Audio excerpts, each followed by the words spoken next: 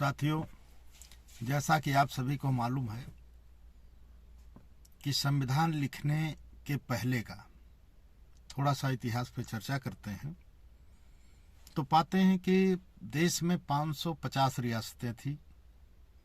उस 550 रियासतों में कुल 21 ब्राह्मण राजा थे और उन राजाओं ने अपने अपने राज्य में यहाँ के मूल निवासियों को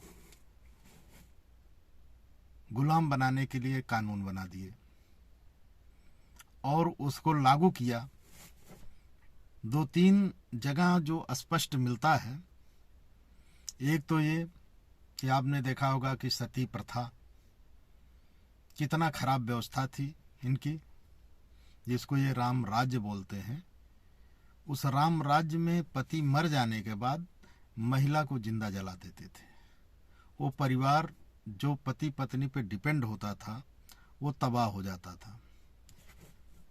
साथियों, ऐसी कुप्रथा को समाप्त करने के लिए अंग्रेजों ने साथ दिया और उसको समाप्त हुआ। ठीक उसी तरह एक केरल की घटना मिलती है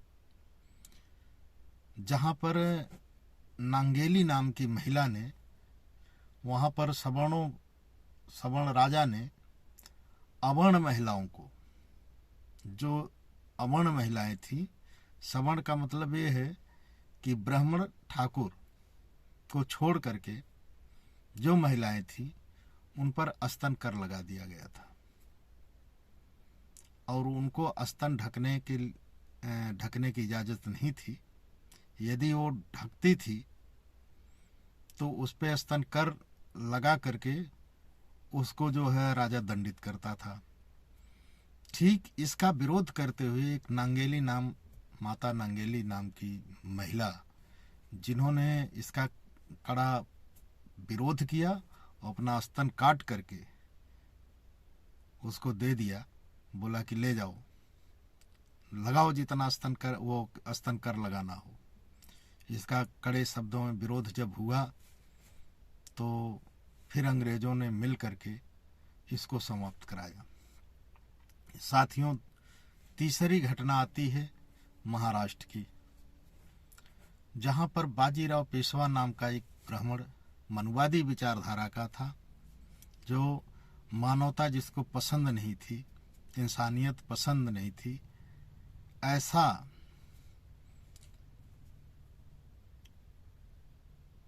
एक तरह से समझ लीजिए कि कहने में जबान लड़खड़ा जाती है, ऐसा राजसी प्रवृत्ति का बंदा जो अपने यहाँ गले में हाड़ी, कमर में झाड़ू बनवा देता है और वहाँ के लोग जब विरोध करते हैं तो वह जो है मतलब इतना कड़ा विरोध कर देते हैं कि वहाँ 2500 ब्राह्मणों की हत्या कर, 500 महारों ने 2500 ब्राह्मणों की हत्या कर देते हैं। तब जाकर के ये कुप्रथा समाप्त होती है। साथियों, संविधान लिखने के बाद जो इस देश में आज़ादी आई, लहर आई, अभी भी पूर्ण रूप से नहीं आई है, क्योंकि यहाँ मानवता, जात पात, ऊंच नीच, छुआछूत अभी भी है। क्योंकि संविधान, जब संसद में हमारे लोग जो पालक हैं संविधान के, वो नहीं बैठे हुए हैं, संविधान विरोधी संसद में बैठे हैं, इसलिए ये व्यवस्थाएं अभी लागू है। यदि ये व्यवस्था समाप्त करना चाहते हैं तो बाबा साहब के वंशज को, लोगों को बैठाइए, वही समाप्त करेंगे और किसी के बस की बात नहीं है, क्योंकि वो लोग टुकड़ों में जो है लड़ाई लड़ रहे हैं। अभी भी वो चाहते हैं कि आज़ादी के 70 साल बाद वो पुराना राज्य आ जाए कि हम जो है इस देश में इन लोगों को गुलाम बना लें। लेकिन लोगों की जागरूकता लगातार बढ़ रही है। इसी परिप्रेक्ष्य में मैं एक छोटी सी कविता लिखा हूँ साथियों। उस कविता को मैं आपके बीच प्रस्तुत करना चाहता हूँ। यदि आप सबकी इजाज़त हो, लाइक शेयर कमेंट के माध्यम से मैं हौसला अफजाई चाहूँगा, तो मैं एक छोटी सी कविता आपको सुनाना चाहता हूँ। साथियों, मैं पढ़ा नहीं लिखा नहीं, साथियों मैं पढ़ा नहीं लिखा नहीं, इस डर से कि शीशा कानों में पिघला कर जिह्वा काट ली जाती थी। मैं पढ़ा नहीं लिखा नहीं इस डर से कि शीशा कानों में पिघला कर जिह्वा काट ली जाती थी। मैं पाया नहीं खोया ही खोया हूँ, मैं पाया नहीं खोया ही खोया हूँ, और छुआछूत की डर से सोया ही सोया हूँ। परछाई की पड़े न छाया, परछाई की पड़े न छाया, और शेर हृदय को बिल्ली बनाया जात पात के कुत्तों से। साथियों, जैसा आपको मालूम है, हमारे पुरखे उन्होंने आज़ादी की लड़ाई लड़ी, वो शेर थे, लेकिन राजा उन हरामखोरों के साथ खड़ा होता था, या उन्हीं वंशज के राजा हुआ करते थे, तो हमारे लोग शेर भी अपने को बिल्ली साबित कर बैठे, बिल्ली बना दिया जाता था। तो उसी पे है कि मैं पढ़ा नहीं लिखा नहीं इस डर से कि शीशा कानों में पिघला कर जिह्वा काट ली जाती थी। मैं पाया नहीं खोया ही खोया हूँ, छुआछूत की डर से सोया ही सोया हूँ। परछाई की पड़े न छाया, मतलब आप समझ रहे होंगे वो पंक्ति वही थी कि परछाई की पड़े न छाया, शेर हृदय को बिल्ली बनाया, और जात पात के कुत्तों से। ये जात पाती जो कुत्ते थे इतना परेशान किए कि वही है कि जात पात के कुत्तों से धरनी पे मैं रात बिताया। भूख लगी थी जोरों से, भूख लगी थी जोरों से, समझौता नहीं की चोरों से।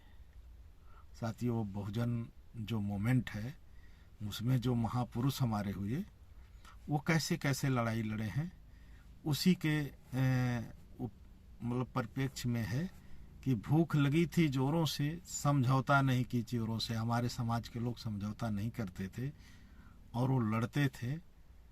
तो उसी में है कि भूख लगी थी जोरों से, समझौता नहीं की चोरों से, जैसे मैंने ओझल पाई, लगा छलांग घर को आई, आंसू से मैं रात बिताई, फिर भी मैं दूध पिलाई।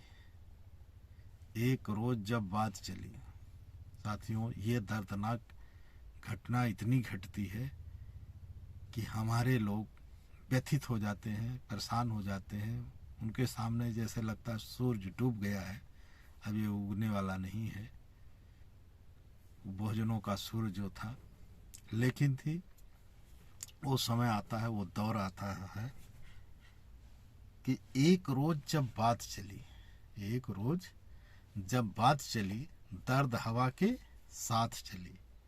बाहर निकल कर देखा हमने, बहुजनों में एक आस जगी। लुम्बनी से रोशनी निकल कर, एक बुद्ध की नाम के, सिद्धार्थ नाम के थे जो बुद्ध बने। जब उनको ज्ञान प्राप्त हुआ तो उनका जो है पुनर्जन्म हुआ, उनको बुद्ध बोला गया। जिसको भी ज्ञान प्राप्त होता है उसको बुद्ध ही बोलते हैं। तो बुद्ध उनको कहा गया, बुद्ध की उपाधि दी गई। तो वही है उसी में कि एक रोज जब बात चली, दर्द हवा के साथ चली। बाहर निकल कर देखा हमने, बहुजनों में एक आस जगी। लुम्बनी से रोशनी निकलकर, कहाँ से? लुम्बनी से, लुम्बनी से रोशनी निकलकर महू नगरिया आई। वो बुद्ध अंबेडकर बनते हैं। कैसे? कि लुम्बनी से रोशनी निकलकर महू नगरिया आई। महू में बाबा साहब का आप जानते हैं प्रादुर्भाव हुआ। लुम्बनी से रोशनी निकलकर महू नगरिया आई, और होशियारपुर राह दिखाकर, होशियार मतलब मानवर कांशीराम, जिन्होंने सबको बताया कि ये आपके महापुरुष हैं, इनको आप पढ़ो, इनको आप पूजो। जैसे भी आप इनको स्मरण करना चाहते हो, आत्मसात करना चाहते हो, इनको आंदोलन का रूप देना चाहते हो लेकर के साथ में, आपकी सही दिशा आंदोलन की तभी होगी जब इनको लेके चलोगे। तो लुम्बनी से रोशनी निकलकर महू नगरिया आई, और होशियारपुर राह दिखाकर, बादलपुर से धमकाई। माननीय बहन जी को इसलिए लिया गया कि जब माननीय बहन जी शासन की तो उन्हीं के नक्शे कदम पर उन्होंने शासन को ये दिखाने का प्रयास किया कि तुम्हारा असली राज्य, तुम्हारा असली ताकत ये है। उन्होंने कभी मंदिर मस्जिद नहीं गई। वो जो बहुजनों का खोया हुआ इतिहास था, बहुजनों का खोया हुआ जो इतिहास था, उसको पूरे यूपी में पुनर्जीवित करने का काम किया। इसी के साथ मैं आप सभी को विदा लेता हूँ। नमो बुद्धाय जय।